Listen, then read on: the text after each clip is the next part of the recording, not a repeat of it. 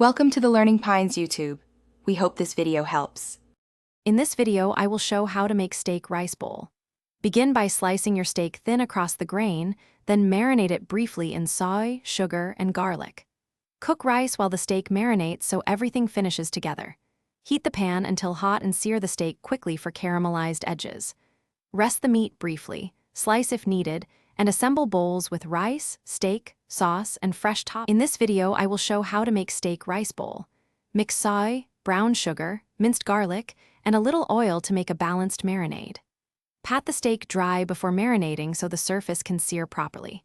While the steak soaks up flavor, start your rice on low heat and avoid lifting the lid. This timing lets rice and steak finish together and keeps the bowl warm and satisfying. In this video, I will show how to make steak rice bowl. Get your pan smoking hot so the steak gets a quick, flavorful sear without overcooking.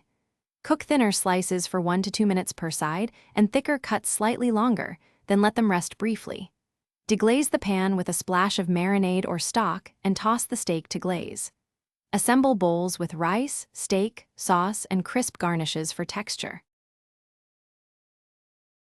Thanks for watching. Consider subscribing if we helped you.